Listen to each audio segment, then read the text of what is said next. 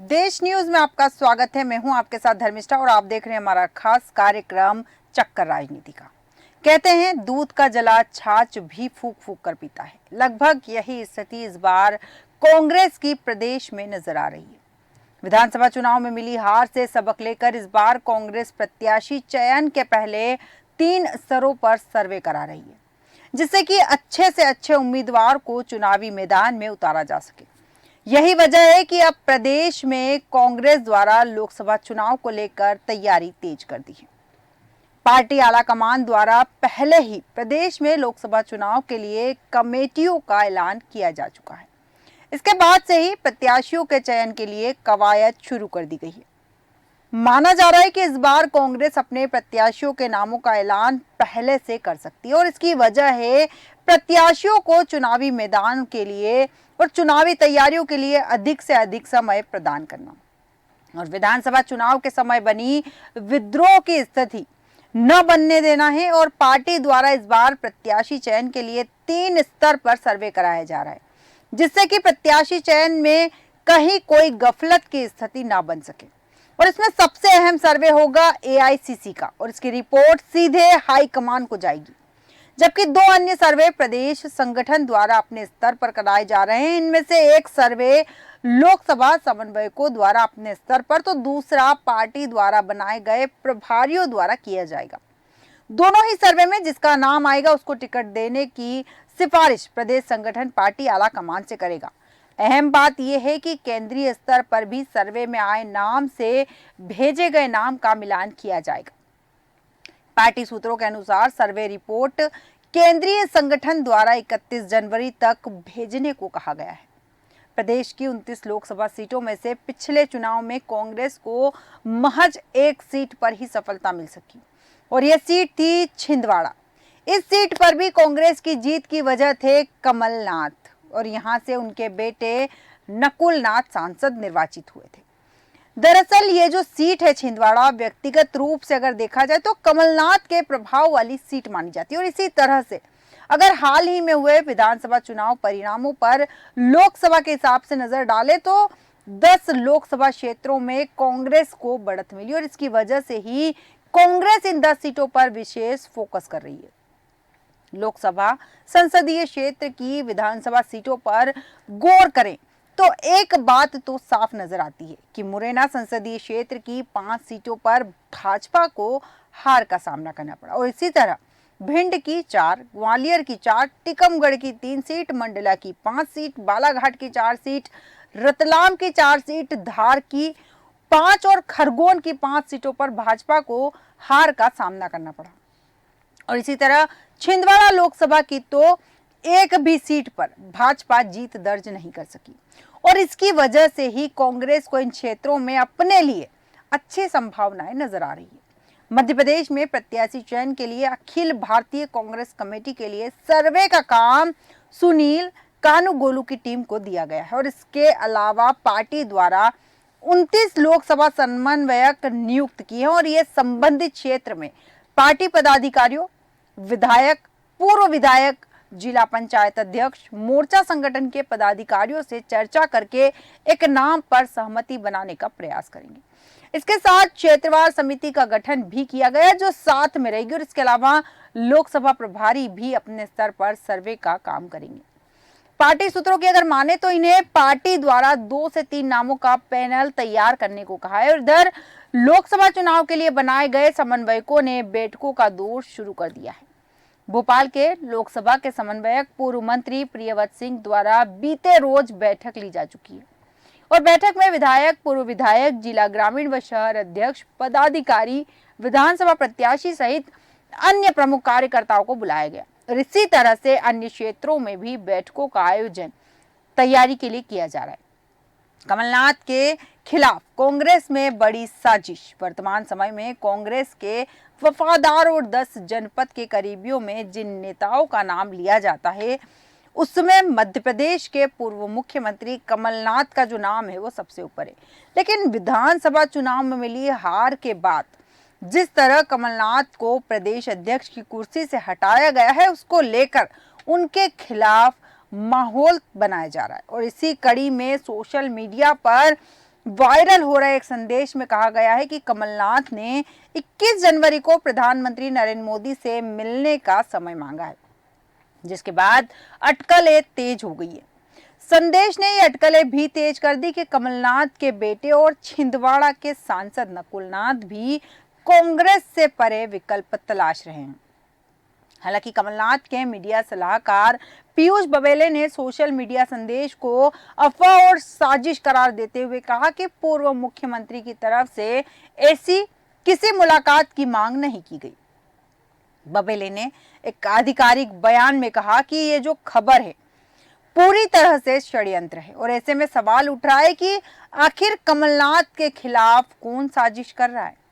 दरअसल 14 जनवरी को जब मणिपुर से भारत जोड़ो न्याय यात्रा शुरू हुई तो उसमें मध्य प्रदेश कांग्रेस के कई नेता शामिल हुए, लेकिन पूर्व सीएम कमलनाथ शामिल नहीं। और इसी बीच यह चर्चा चल पड़ी कि कमलनाथ ने प्रधानमंत्री नरेंद्र मोदी से मिलने के लिए समय मांगा है।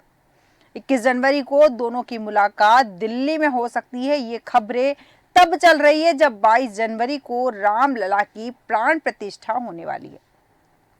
प्रधानमंत्री मोदी से मिलने की खबरों के बीच उनके ऑफिस से सफाई आ गई। कमलनाथ के मीडिया सलाहकार पीयूष बबेले ने सोशल मीडिया एक्स पर सफाई दी है। सोशल मीडिया पर षड्यंत्र पूर्वक इस तरह की अफवाहें फैलाई जा रही है कि पूर्व मुख्यमंत्री माननीय कमलनाथ ने प्रधानमंत्री से मिलने का समय मांगा। वह 21 जनवरी को प्रधानमंत्री से मुलाकात करेंगे। ये खबर पूरी तरह से षड्यंत्रकारी है। कमलनाथ न तो प्रधानमंत्री से मिलने जा रहे हैं, न ही उन्होंने मिलने के लिए समय मांगा है। इसके अलावा 21 जनवरी को वह दिल्ली में भी नहीं है। उन्होंने आगे लिखा है कि ऐसा प्रतीत होता है कि एक संगठित साजिश के तहत पिछले कुछ दिन से लगातार कमलनाथ के विषय में झूठी और बेबुनियाद अफवाहें फैलाई जा रही है और इस तरह की हरकतें अत्यंत निंदनीय हैं। दरअसल मध्य प्रदेश विधानसभा चुनाव में कांग्रेस को उम्मीद थी कि कमलनाथ की सरकार आएगी।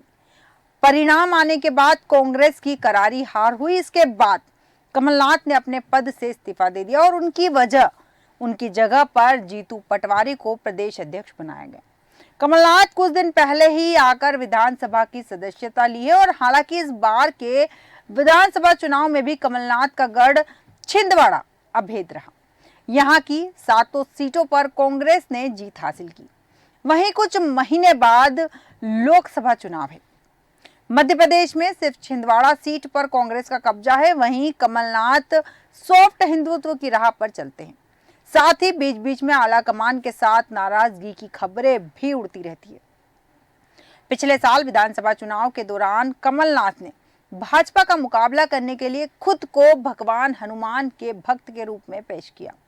हालांकि भगवा पार्टी 230 विधानसभा सीटों में से 163 सीटें जीतने में कामयाब रही।